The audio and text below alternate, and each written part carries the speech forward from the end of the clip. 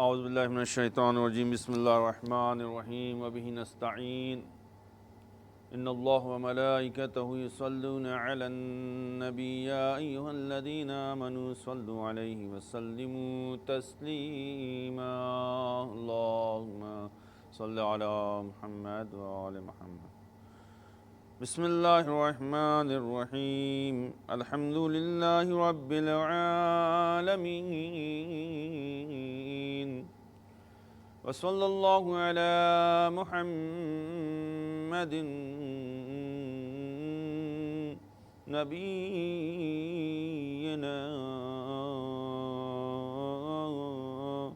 صلی اللہ علیہ وآلہ وسلم وعلى آله الطيبين الطاهرين المعصومين المظلومين ولعنة الله على أعدائهم أجمعين من الآن إلى يوم الدين أما بعد بسم الله الرحمن الرحيم رب اشرح لي صدري ويسر لي أمري واحلل عقدة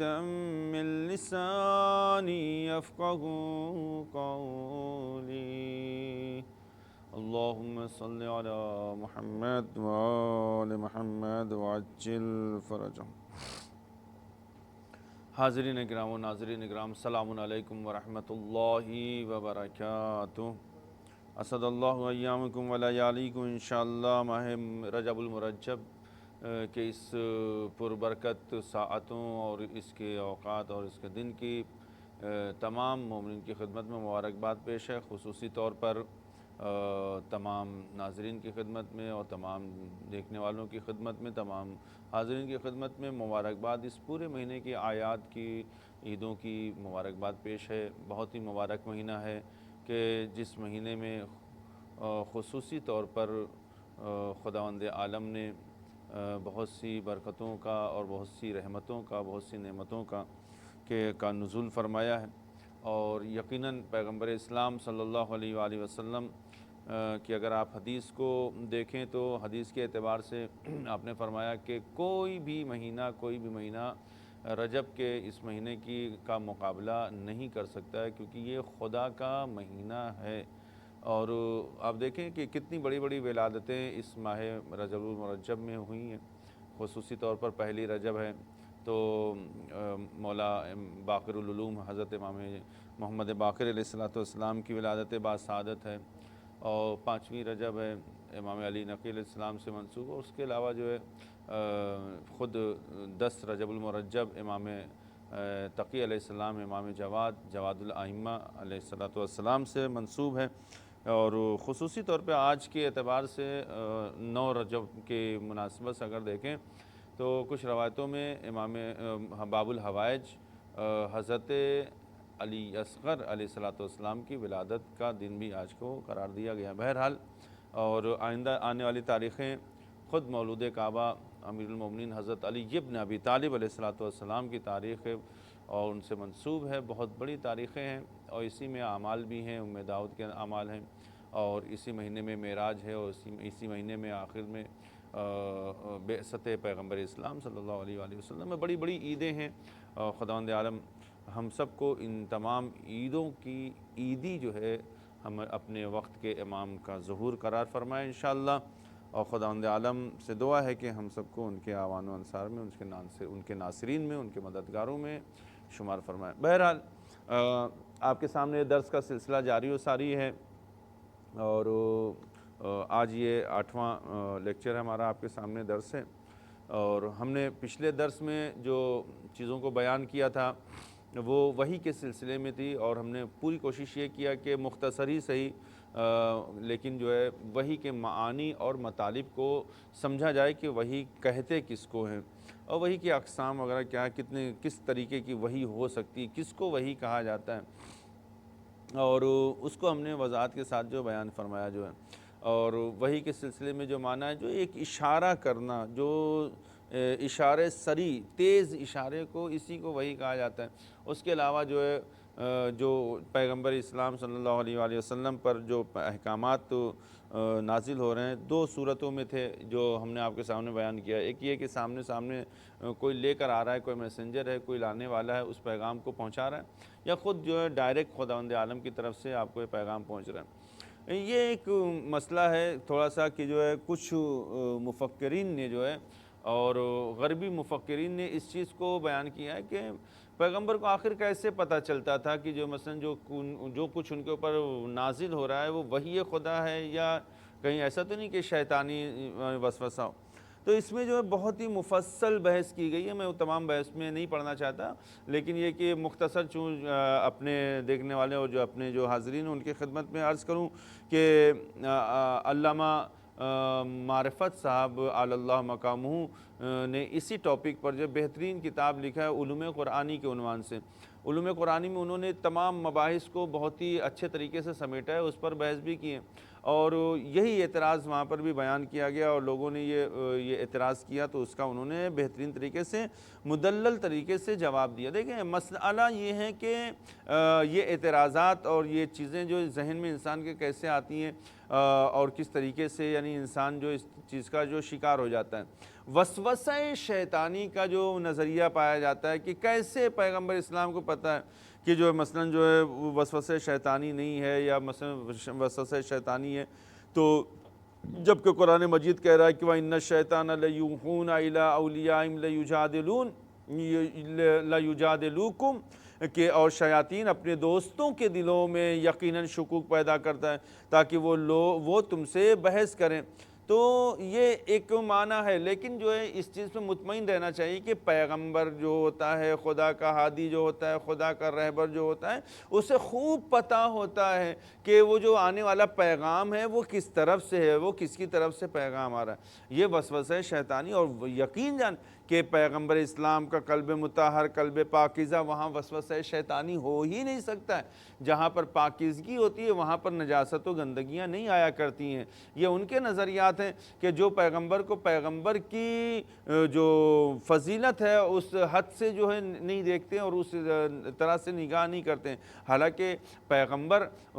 جس مرتبے پر فائز ہیں، نبی جس مقام و منزلت پر فائز ہیں، اگر اس مقام و منزلت کا ہی صرف اندازہ کر لیا جائے تو یہ جو اعتراضات اور یہ جو سوالات اس طرح کی چیزیں ہیں وہ نہیں ہو سکتی۔ پیغمبر خوب جانتے ہیں کہ وسوسہ شیطانی کیا ہے، پیغمبر اسلام کو خوب پتہ ہے کہ وہی آنے والی ہے، وہ وہی کون لے کر آ رہا ہے۔ پیغمبر اسلام کو پتہ ہے کہ قرآن نازل ہو رہا ہے یا کچھ اور نازل ہو رہا ہے، لہٰذا قلب نازنین پیغمبر اسلام پاک و پاکیزہ ہے، اس پر اترنے والی ہر آیت جو ہے وہ پیغمبر اسلام کو اس کا اندازہ ہے کہ یہ خدا کی طرف سے پیغام ہے۔ اور بہرحال اس میں یہ جو ہے بحثیں اور بہت سی چیزوں کو بیان کیا گیا، لیکن جو ہے آج ضروری یہ ہے کہ ہم سب سے پہلی صورت میں یہ سمجھیں کہ یہ جو ہم نے کل آپ کو اس کے پہلے والے درس میں بیان کیا تھا کہ ایک الہام ہوتا ہے انسان کے اوپر، جو ہے الہام وہ کسی پر بھی ہو سکتا ہے، جیسے جو جناب موسیٰ علیہ السلام کی مادر گرامی پر الہام ہوا، اور جو ہے خداوند عالم نے الہام کیا کہ مادر موسیٰ سے کہا کہ القاء، یعنی اس کو جو کیا نام ہے آپ دریا میں ڈال دیے، بچے کو جو صندوق میں رکھیے اس کو ڈال دیے، خداوند عالم آپ کو پھر اس سے ملائے گا۔ تو یہ جناب موسیٰ علیہ السلام کی والدہ گرامی جو تھی وہ نبی نہیں تھی، وہ امام نہیں تھی، وہ کوئی رہبر نہیں ہے، لیکن خداوند عالم نے ایک میسج ان کو بھیجا ہے۔ پتہ چلا یہ الہامی میسج جو ہوتا ہے، الہامی پیغام جو ہوتا ہے وہ مخصوص صرف نبی یا نبی سے نہیں ہے، وہ کسی بھی انسان کے ذریعے یا حیوان پر ہو سکتا ہے۔ مثلا جو ہے جناب موسیٰ کو جب یہ اشارہ، جناب موسیٰ کی والدہ کو جب اشارہ ملا تو آپ نے صندوقچے میں جناب موسیٰ علیہ السلام کو رکھا اور اس کو دریائے نیل کے حوالے کر دیا، اور مطمئن تھی کہ خداوند عالم نے جب یہ وہی الہام کیا ہے تو وہ زندہ و سلامت رہیں۔ بہرحال پھر اس کے بعد پھر جناب موسیٰ کی والدہ کو خداوند عالم نے وہی کیا تو جناب موسیٰ کی پرورش کے لیے، تو وہی مادر موسیٰ ہیں جنہوں نے اپنے بیٹے کو جو ہے کیا نام ہے دریا کے حوالے کیا تھا، وہی جو ہے دربار فرعون میں جاتی ہیں اور ان کی پرورش کرتی ہیں۔ بہرحال یہ سارے واقعات آپ کی نظروں کے سامنے۔ اور اسی طریقے سے خداوند عالم مکھیوں کو، شہد کی مکھیوں کو جو وحی کرتا ہے، الہام کرتا ہے، وہ وحی کی قسم ہے الہام میں، کہ جو الہام کرتا ہے کہ جو کس طریقے سے یعنی جو پہاڑ کی چوٹیوں پر اور یہاں وہاں سے پر اس کو گھر کو بنانا ہے، اور کس طریقے سے پھولوں سے رس کو چوسنا ہے، اور اس رس کو نکالنے کے بعد لے جا کر جو اس کا جو کیا نام ہے شہد بنانا ہے، کہ جو تمام لوگوں کے لیے شفا بخش واقع ہو۔ تو لہٰذا یہ جو ہے الہامی کیفیت جو ہوتی ہے وہ جو ہر ایک سے مخصوص ہو سکتی ہے، لیکن اصل وحی جو ہے وہ اصل وحی جو پیغمبر کی طرف، جو خداوند عالم کی طرف سے نازل ہونے والی چیزیں ہیں، وہ پیغام ہے یا قرآن کی آیتیں کہیں ہیں جو بھی، تو وہ جو ہے صرف اور صرف پیغمبر پر ہوتا ہے۔ تو آج ہم یہ دیکھنا چاہتے ہیں کہ الہام اور وحی میں فرق کیا ہے، اس کا واضح فرق ہم کو سمجھ میں آنا چاہیے۔ بہرحال اگر الہام کے بارے میں دیکھیں تو الہام کسی کے بھی دل میں کوئی بات ڈالنے کو کہا جاتا ہے۔ یہ لفظ اللہ تعالیٰ کی طرف سے کسی کے دل میں ڈالی جانے والی بات کے لیے مخصوص ہو چکا ہے۔ الہام کا تعلق باطنی شعور سے، الہام انسان کے باطنی شعور جو ہے اس سے الہام کا تعلق ہے۔ الہام ایک اشراقی عمل ہے۔ الہام ماہر نفسیات کے دائرے تجربے میں آ سکتا ہے، جبکہ وحی تجربے میں نہیں آ سکتی۔ وحی کا تعلق جو تجربے سے نہیں ہے اور قابل تجربہ نہیں ہے۔ الہام تحت شعور میں ہوتا ہے، جبکہ وحی شعور میں ہوا کرتی ہے۔ وحی جو ہے شعور میں ہوا کرتی ہے۔ الہام کا مصدر باطنی ہے، جبکہ وحی کا مصدر خارجی ہوا کرتا ہے۔ الہام کشف معنوی ہے، جبکہ وحی مشاہداتی ایک حقیقت ہے، مشاہدہ کیا جا سکتا ہے، اس حقیقت کو مشاہدہ کیا جا سکتا ہے۔ اور وحی میں کلام و صوت کے ذریعے مطالب کو اخذ کیا جاتا ہے، حاصل کیا جاتا ہے، جبکہ الہام اشراقی لہروں کے ذریعے جو اشراقی لہریں ذہن کے تصورات میں آنے والے بغیر حروف و اصوات کے مطالب ہیں، اس سے سمجھا جاتا ہے۔ جو لوگ مادیات کی ظلمتوں اور محسوسات کے تنگ دائرے وغیرہ سے، جو دائروں میں رہ کر سوچنے کے عادی بن جاتے ہیں، یا جو ہے کیا نام ہے اس میں ماورائے مادہ کے ذوق سے محروم ہیں، وہ حقیقت وحی کے ادراک سے قاصر ہیں، وہ اصل وحی کو درک نہیں کر سکتے، چونکہ وحی عام انسانوں کے لیے نامحسوس ہے۔ عام انسان وحی کو محسوس نہیں کر سکتا ہے، اس لیے یہ لوگ وحی کے منکر ہو گئے۔ حالانکہ ہر روز ہمارے ارد گرد سینکڑوں ایسے واقعات رونما رہتے ہیں کہ جو محسوسات پر مبنی نہیں ہوتے، لیکن انہیں تسلیم کیا جاتا ہے۔ بہت سے واقعات جس کو محسوس نہیں کیا جا سکتا ہے، لیکن ہم اس کو تسلیم کرتے ہیں، ہم اس کو جو ہے ماننے کے لیے تیار۔ مثلاً بعض جاندار جو جانور ایسے ہیں کہ جن کے مرئی اور غیر محسوس ادراکات ہمارے لیے ناقابل فہم ہیں۔ اس سلسلے کے سینکڑوں نشانیوں میں سے ہم صرف ایک مثال پیش کرتے ہیں، مثلا آپ کے سامنے پیش کرنے میں اکتفا کرتے ہیں۔ مثلا مچھلی کی ایک قسم ایسی ہے کہ جب یہ 5 سال کی عمر کو پہنچتی ہے تو مصر کے دریائے نیل سے نکل پڑتی ہے اور بحیرہ روم سے ہوتی ہوئی بحر اوقیانوس کو عبور کرتی ہے اور 2000 میل سے زائد سفر طے کر کے برمودا کے قریب گہرے سمندروں میں وہ پہنچ جاتی ہے، جہاں امریکہ کے دریاؤں سے آنے والی مچھلیوں میں مل جاتی ہے۔ پھر سمندر کی گہرائی میں اس مقام پر انڈے دیتی ہے جہاں پانی میں نمک کی مقدار جو ہوتی ہے وہ 35% اور گہرائی 12 فٹ ہوا کرتی ہے۔ یہ 2 امور جو ہے انڈوں کے زندہ رہنے کے لیے ضروری ہیں، یعنی جب انڈے کو اگر اس کو اپنی مچھلی کو اپنے انڈوں کو اگر زندہ رکھنا ہے تو اس کی مقدار جو کیا نام ہے 35% بھی ہونا چاہیے اور گہرائی جہاں پر ہے وہ جو ہے 12 فٹ سے کم اور زیادہ نہیں ہونا چاہیے۔ چنانچہ انڈے دینے کے بعد یہ سب مچھلی جتنی بھی ہوتی ہے وہ مر جاتی۔ اب اگر آپ اندازہ لگائیے یہ مچھلی کیا ہے کہ جیسے ہی اس نے انڈے دیے اب اس کے بعد یہ مچھلی کا وجود ختم ہو جائے گا۔ اب اگر اس انڈے کی حفاظت اور اس کی جو کیا نام ہے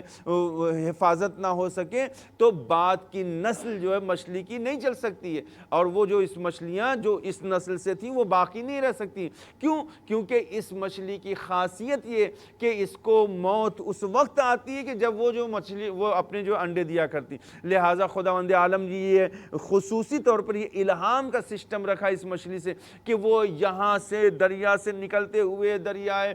کیا نام نیل سے نکل کے اور جو اقیانوس کو پار کرتے ہوئے برمودا میں جا کر وہ ایسی جگہ کو تلاش کر کے وہاں انڈے دے جہاں پر وہ محفوظ رہ سکتی ہے، اور پھر محفوظ رہ کے جب وہ خود یعنی اس کے انڈے محفوظ رہ سکتے ہیں، جب وہ مچھلی مر جائے تو پھر وہ انڈے اس سے کچھ دنوں کے بعد وہ بچے اس سے نکلیں تاکہ اس کی نسل جو پروان چڑھے۔ یہ کس نے الہام کیا؟ یہ کس نے اس چیز کو بتایا اس مچھلی کو کہ اتنی ہزاروں میل کا سفر کر کے جو ہے دریائے نیل مصر میں کہاں، برمودا ٹرینگل برمودا جو ہے دریا سمندر یہ جو امریکہ میں کہاں، کتنی دور کا ہزاروں میل کا فاصلہ ہے۔ یہ چیز کس نے سمجھایا اس مچھلی کو کہ وہیں اس مقام پر وہ جگہ ملے گی کہ جہاں پہ اس کے انڈے محفوظ رہ سکتے ہیں۔ لہٰذا جب بچے انڈوں سے نکل آتے ہیں تو نہایت قابل تعجب بات یہ ہے کہ وہ بچے جن کی مائیں افریقہ یا یورپ سے آتی ہوں وہ وہاں جاتے ہیں، اور جن کی مائیں امریکہ سے آئی ہوں وہ امریکہ کے دریاؤں کا رخ کرتے ہیں،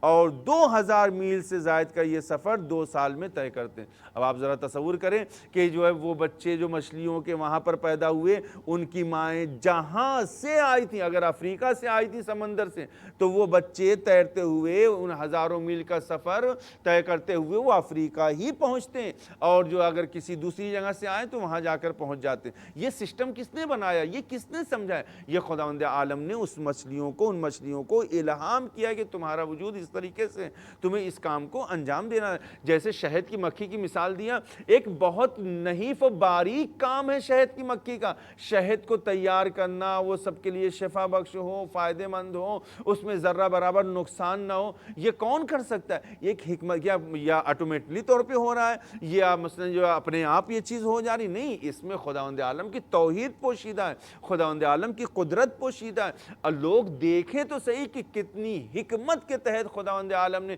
اس چھوٹے سے پر جانور کو، اس چھوٹی سی جو مخلوق کو اتنا بڑا علم دیا ہے کہ وہ اس چیز کو تیار کری کہ پوری دنیا کے جتنے بھی لوگ ہیں سب کے لیے شفا بخش۔ آپ ذرا اس پہ دھیان دیں اور دیکھیں خداوند عالم نے کس طریقے سے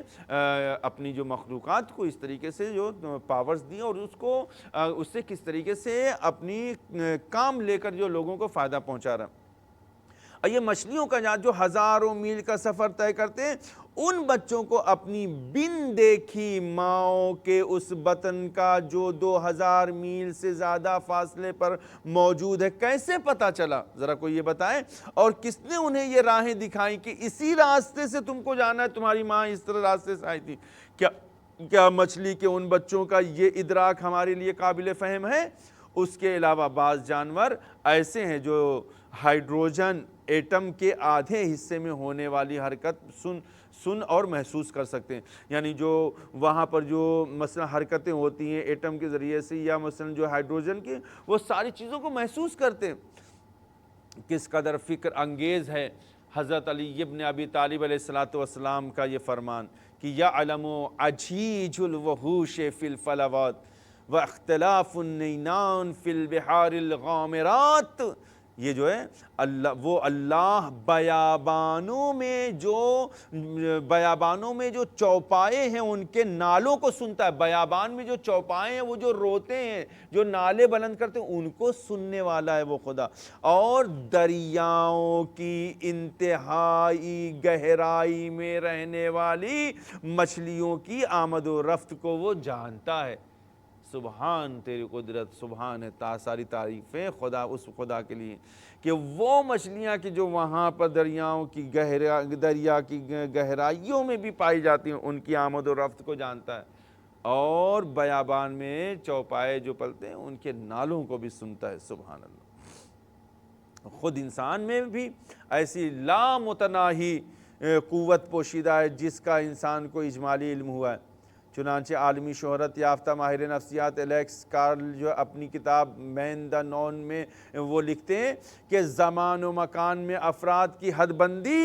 صرف ایک مفروضہ ہے،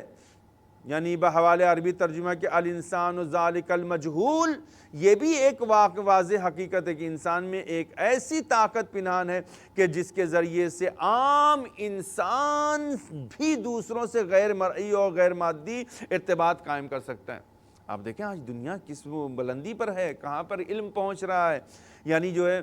ابھی میں ایک جو تھیسس دیکھ رہا تھا کہ جس میں لوگ پہلے یہ اعتراض کیا کہ پیغمبر اسلام کیسے پہنچ گئے معراج پر اور چند لمحوں میں ساری جو جنت و جہنم ہر چیز کا مشاہدہ کیا اور آ بھی گئے بستر گھر میں۔ آج دنیا نے جو ہے اس چیز کو ترقی کرنے کے بعد اس کو ریسرچ کیا، کیا یہ ممکن ہے یا نہیں ہے؟ بالکل ممکن ہے، بتایا کہ ہاں اس طریقے سے ایک دنیا اس طریقے سے انجام دیا جا سکتا ہے، یہ ایک علم ہے۔ پھر اس کے بعد سائنس جو ہے اور آگے بڑھی کہ وہ لوگ اعتراض کرتے ہیں مولا کائنات ایک ہی وقت میں 40 جگہ کیسے موجود؟ ہاں آج یہ علم کہتا ہے، سائنس نے اس چیز کو قبول کیا کہ یقینی طور پر ایک ہی وقت میں کئی مقامات پر انسان جو پایا جا سکتا ہے۔ انسان علم کو حاصل تو کرے پھر دیکھے کہ وہ حقیقتیں کیا ہیں، اور یقیناً اگر غور و فکر کرے تو اس کے لیے ہر چیز میں خداوند عالم کی قدرت اور اس کی توحید ہی نظر آئے گی۔ اور اس کے علاوہ یہ بھی ایک واضح حقیقت ہے کہ انسان میں یقینی طور پر پنہان جو ایک پوشیدہ طاقت موجود ہے کہ جو تمام لوگوں سے نامرئی طور پر نامرئی کر دیتی ہے اور جو غیر مادی ارتباط قائم کر سکتا ہے۔ یعنی مادی وسائل اور حواس خمسہ کے بغیر دماغ میں براہ راست ایک مفہوم و مطالب ڈال دیا جاتا ہے، اسے دماغی لہروں کا نظریہ برین ویو تھیوری کہا جاتا ہے۔ اس کو کہا جاتا ہے کہ مادے پرستوں کو چاہیے کہ وہ اپنے مادے کے ذریعے کے دائرے میں رہ کر بات کیا کریں اور صرف مادی چیزوں کے بارے میں ہی اپنا نظریہ بیان کیا کریں، انہیں غیر مادی امور میں دخل دینے کا کوئی حق نہیں ہوتا ہے۔ جب وہ محسوسات کے علاوہ کسی چیز کو تسلیم ہی نہیں کر سکتے تو غیر محسوسات کے بارے میں کوئی نظریہ نفسیاتی یعنی یقیناً جو ہے نفیاً یا اثباتاً قائم ہی نہیں کر سکتے۔ یعنی اگر یہ لوگ وحی کو قبول نہیں کرتے تو اس کی نفی بھی نہیں کر سکتے۔ آپ نہ قبول کریں لیکن آپ اس کو منع نہیں کر سکتے ہیں کہ وحی کی حقیقت کیا ہے، کیونکہ اگر یہ اس کی نفی کریں گے تو یہ غیر مادی امور میں دخل اندازی ہے اور جس کے یہ لوگ خود قائل نہیں ہیں۔ بہرحال یہ بہت ضروری ہے کہ مطلب جو اس چیز کو سمجھا جائے کہ اگر کوئی چیز ہمیں نہیں سمجھ میں آ رہی اس کا مطلب یہ نہیں کہ وہ چیز نہیں ہے۔ آج ہم کو کرنٹ نہیں دکھائی دے رہا تو اس کا مطلب یہ نہیں کہ کرنٹ نہیں ہے۔ انسان اس جو ہے ننگے تار کو پکڑ کے دیکھے کہ تو اس کو خود احساس ہوگا کہ کرنٹ دنیا میں وجود رکھتا ہے یا نہیں رکھتا ہے، یہ لائٹ کرنٹ سے جل رہی ہے یا نہیں جل رہی ہے۔ یا ایک انسان اس چیز کا انکار کرے کہ نہیں اس کا وجود نہیں ہے اور کرنٹ کی کوئی حقیقت نہیں، آپ کی سمجھ میں ہماری سمجھ میں نہیں آ رہا ہے۔ مثلا وحی کی حقیقت ہے یا وحی کی حقیقت نہیں ہے اور اس کی کیا حقیقت ہے، یہ انسان جو ہے اس کو علم نہیں ہے۔ اگر اس کو علم نہیں ہے سمجھ نہیں سکتا ہے تو اس کا انکار نہیں کر سکتا ہے، اس کی حقیقت سے وہ دور نہیں ہو سکتا۔ بہرحال انکار وحی کا ایک اور انداز جو ہے، وحی کا انکار کرنے والے کچھ لوگ اس کو یوں توجیہ کرتے ہیں، کس طریقے سے بیان کرتے ہیں؟ چونکہ محمد مصطفیٰ صلی اللہ علیہ وآلہ وسلم ایک نابغہ روزگار تھے جو اپنے دور کے تاریک معاشرے، اس کے انحطاط اور اس میں رائج ظلم اور استحصال سے سخت نالاں تھے۔ وہ ہمیشہ یہ سوچتے رہتے تھے کہ اس قوم کو کیسے نجات دلائی جائے جو ذلت و رسوائی کی اتاہ گہرائیوں میں گھری ہوئی ہے۔ تو چنانچہ 40 سال تک وہ اس ظلم اور تاریک معاشرے سے گریزاں اور دور رہے اور الگ تھلگ ایک غار میں بیٹھ کر سوچتے تھے اور سوچتے رہے کہ اور مستقبل کی مضبوط منصوبہ بندی کرتے رہے۔ تو یہاں تک کہ حضرت محمد صلی اللہ علیہ وآلہ وسلم اپنے ان پاکیزہ افکار کو وہی تصور کرتے تھے اور من جانب اللہ سمجھتے تھے کہ یہ اللہ کی طرف سے، اور اپنے خیر خواہ نفس کو جبرائیل کا نام دیتے تھے۔ یہ نظریہ یہ لوگوں کے اعتراض ہے کہ پیغمبر اسلام چونکہ ایک بہت اچھے نیک انسان تھے، وہ لوگوں ان کے دل میں درد تھا لوگوں کی اصلاح کرنے کا، نیک بات بتانے کا اور صحیح راستہ دکھانے کا، لہٰذا 40 سال تک غار میں بیٹھ کر صرف یہی سوچتے رہے کہ ہم کو کیسے لوگوں کی اصلاح کرنا ہے، اور جو چیزیں ان کے ذہن میں آتی تھی اس کو پیغمبر کہتے تھے کہ یہ وہی ہے جو پیغام کو لانے والا ہے، اس کا ایک نام دے دیا جو ہے کیا نام ہے، وہ جبرائیل ہے۔ لہٰذا نہ کوئی وحی ہے نہ کوئی جبرائیل ہے، معاذ اللہ معاذ اللہ، یہ نظریہ لوگوں کا۔ کہتے ہیں کہ اس میں جو وجود خدا کے بھی یعنی خدا کے وجود کے بھی منکر ہیں، وہ وہی ثواب، عذاب، جنت و جہنم کے تصور کو مذہبی سیاست کا نام دیتے ہیں اور ان تمام تعلیمات کو دروغ مصلحت آمیز گردانتے ہیں اور اس کو شمار کرتے ہیں۔ ان کا کہنا ہے کہ پرانے زمانے کے لوگ خرافات پسند تھے، اس لیے انبیاء نے خرافات کو ہی اصلاح کا ذریعہ بنایا۔ جواب ہم آپ کی خدمت میں دیتے ہیں آج انشاءاللہ، یہ اس جواب کو کمپلیٹ کر کے بات کو آگے بڑھائیں گے، جہاں خود قرآن مجید اس تصور کو رد کرتا ہے کہ قرآن غیر خدا کا کلام ہو سکتا ہے۔ قرآن غیر خدا کا کلام نہیں ہے، اس کا حرف حرف، اس کی آیت آیت، اس کا زیر زبر جو کچھ بھی ہے وہ من جانب اللہ ہے، اللہ کی جانب سے، اللہ کی طرف سے۔ قرآن خود آواز دیتا ہے وَمَا كَانَ هَذَا الْقُرْآنُ أَن يُفْتَرَى مِن دُونِ اللَّهِ وَلَكِن تَصْدِيقَ الَّذِي بَيْنَ يَدَيْهِ وَتَفْصِيلَ الْكِتَابِ لَا رَيْبَ فِيهِ مِن رَّبِّ الْعَالَمِينَ أَمْ يَقُولُونَ افْتَرَاهُ قُلْ فَأْتُوا بِسُورَةٍ مِّن مِّثْلِهِ وَادْعُوا مَنِ اسْتَطَعْتُم مِّن دُونِ اللَّهِ إِن كُنتُمْ صَادِقِينَ۔ خود قرآن کہہ رہا ہے اور کیا فرما رہا ہے کیا، اور ایسا نہیں ہو سکتا کہ اس قرآن کو اللہ کے سوا کوئی اور اپنی طرف سے بنا لائے، بلکہ یہ تو اس سے پہلے جو کتاب آ چکی ہے اس کی تصدیق ہے اور تمام آسمانی کتابوں کی تفصیل ہے، اس میں کوئی شبہ نہیں ہے، کوئی شک نہیں ہے، رب العالمین کی طرف سے ہے۔ اور یہ لوگ کہتے ہیں کہ اس قرآن کو محمد صلی اللہ علیہ وسلم نے از خود بنایا ہے، تو آپ ان سے کہہ دیجئے کہ تم اپنے الزام میں سچے ہو تو تم بھی اس طرح کی ایک چھوٹی سی صورت بنا لاؤ، یعنی ایک سورہ چھوٹا سا بنا لاؤ اور اللہ کو چھوڑ کر جس کو بلا سکتے ہو بلا لاؤ، اس کا جواب دینے کی تم میں اگر طاقت اور حیثیت ہے تو چھوٹا سا سورہ بنا کے لے کر آؤ، اس کا جواب دو۔ کیا ہوا؟ خانہ کعبہ پہ لوگوں نے کیا نام ہے بڑے بڑے قصائد لٹکے ہوئے تھے، اس کا قصیدہ اس کا قصیدہ، لیکن جب پیغمبر اسلام نے انا اعطیناک الکوثر کو لکھ کر وہاں پہ لگا دیا تو جتنے بڑے بڑے مارکۃ الآراء قصیدے تھے سب کیا ہو گئے، سب لوگوں نے اتار لیے، کہا کہ یہ تو کلام ہی الگ ہے، یہ بشر کا کلام، ھذا کلام البشر، یہ بشر کا کلام نہیں ہے۔ ایک اور مقام پر ارشاد ہوتا ہے کہ قُلْ لَئِنِ اجْتَمَعَتِ الْإِنسُ وَالْجِنُّ عَلَىٰ أَن يَأْتُوا بِمِثْلِهِ هَٰذَا الْقُرْآنِ لَا يَأْتُونَ بِمِثْلِهِ وَلَوْ كَانَ بَعْضُهُمْ لِبَعْضٍ ظَهِيرًا، کہ کہہ دیئے اے پیغمبر کہ اگر انسان اور تمام اجنام سب مل کر بھی اس قرآن کا جواب لانا چاہے، جواب نہیں مثل لانا چاہے، یہ اس آیے مبارکہ میں کیا ان یاتوا بمثل ھذا القرآن، جواب تو دور کی بات ہے، صرف مثل قرآن لانا چاہیں، اس قرآن کے جیسا لانا چاہیں، کوشش کریں تو وہ اس کی مثل نہیں لا سکتے گے اور وہ نہیں لا سکیں گے، اگرچہ وہ ایک دوسرے کا ہاتھ ہی کیوں نہ بٹائیں، یعنی پوری دنیا مل کے بھی اس کام کو کرنا چاہے، مل کے ایک دوسرے کا سپورٹ کر کے تو بھی نہیں لا سکتے، اس کام سے عاجز ہیں۔ سورہ بنی اسرائیل کی آیت نمبر 88، اور اس کے بعد کیا ہے کہ یہ بھی ارشاد ہوا، اور ایک اور ارشاد کہ وَإِن كُنتُمْ فِي رَيْبٍ مِّمَّا نَزَّلْنَا عَلَىٰ عَبْدِنَا فَأْتُوا بِسُورَةٍ مِّن مِّثْلِهِ وَادْعُوا شُهَدَاءَكُم مِّن دُونِ اللَّهِ إِن كُنتُمْ صَادِقِينَ، کہ اور اگر تم لوگوں کو اس کتاب کے بارے میں شک و شبہ ہے تو جو ہم نے اپنے بندے پر نازل کیا ہے تو تم اس جیسا کوئی سورہ بنا لاؤ، یا اور اللہ کے علاوہ اپنے حامیوں کو بھی بلاؤ، اور اگر تم سچے ہو تو اس کا جو لا کے جواب پیش کرو، اس کے جیسا کوئی ایک سورہ، پورا قرآن نہیں خدا نے کہا ہے، پورا قرآن تو بہت دور کی بات، ایک سورے کا تو جواب لے کر آؤ، لوگ ایک سورہ تو بہت دور کی بات، ایک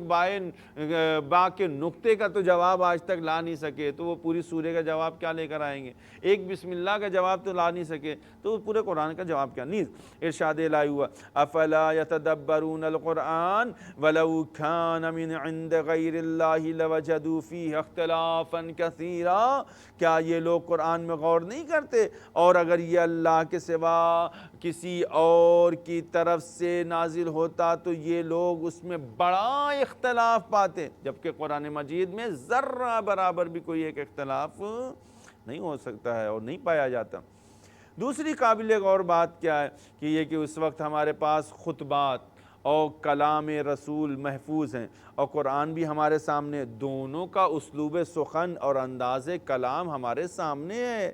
ادب میں ایک ادنا سا مقام رکھنے والا بھی یہ سمجھ سکتا ہے کہ دونوں کلام ایک ہی شخص کے ہیں یا نہیں ہیں، جبکہ قرآن مجید اور کلام رسول خدا صلی اللہ علیہ وآلہ وسلم میں زمین و آسمان کا فرق۔ آپ ایک حدیث کو پڑھیے اور ایک آیت کو پڑھیے، دیکھیں دونوں کا انداز سخن بالکل الگ الگ ہے، تو دونوں کا اسلوب سخن بھی الگ الگ ہے، بیان کرنے کا انداز الگ ہے۔ اگر معاذ اللہ قرآن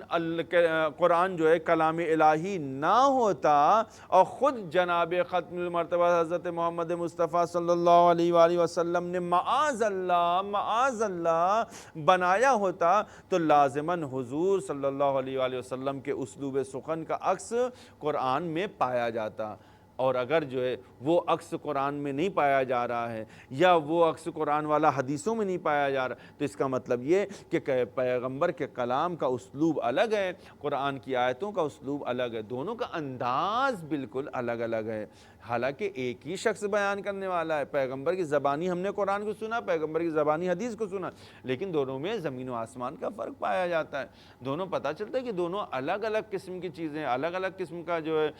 کلام ہے، بیان الگ ہے، لہٰذا ذرہ برابر بھی فرق نہیں۔ تو بہرحال یہ کلام پیغمبر اسلام صلی اللہ علیہ وسلم کے اپنی زبانی نہیں، اپنی طرف سے نہیں، بلکہ یہ ارشاد خداوند عالم ہے، یہ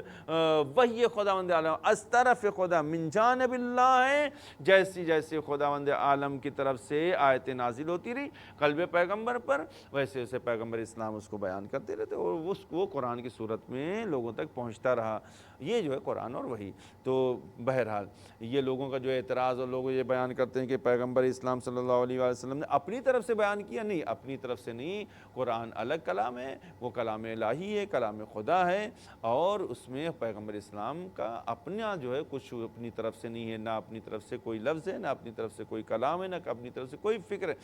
بہو جو کلام خداوند عالم تھا جبرائیل کے ذریعے نازل ہوا، یا خود جو ہے براہ راست خداوند عالم نے قلب نازل نے پیغمبر پہ نازل کیا، تو وہی جو آج ہمارے سامنے اس وحی کی صورت میں اور قرآن مجید کی صورت میں پوری دنیا کے سامنے پایا جاتا ہے۔ بہرحال یہ بات واضح ہو گئی کہ وحی الگ ہے، الہام الگ ہے، اور جو قرآن مجید اور کلام پیغمبر، یہ دونوں میں زمین آسمان کا فرق پایا جاتا ہے۔ انشاءاللہ ہم باقی کی مباحث کو جو آئندہ انشاءاللہ اس کو جو اور بڑھانے کی کوشش کریں گے۔ آئندہ کوشش یہ کریں گے کہ وحی کی جو قسمیں ہیں اس کے بارے میں ہم تھوڑا سا مختصر گفتگو کریں، اور اس کے بعد انشاءاللہ بات کو اور آگے بڑھایا جائے گا۔ خداوند عالم سے دعا ہے کہ پروردگار عالم ہم سب کی توفیقات میں زیادہ سے زیادہ اضافہ فرمائے، ہمیں قرآن اور اہل بیت اطہار علیہ الصلوۃ والسلام کے فرمودات پر عمل پیرا ہونے کی توفیق عطا فرمائے، اور زیادہ سے زیادہ اس پر عمل پیرا ہونے کی توفیق عطا فرمائے۔ وآخر الدعوانا ان الحمد للہ رب العالمین، وصلی اللہ علی محمد وآلہ الطاہرین، اللہم صلی علی محمد وآل محمد۔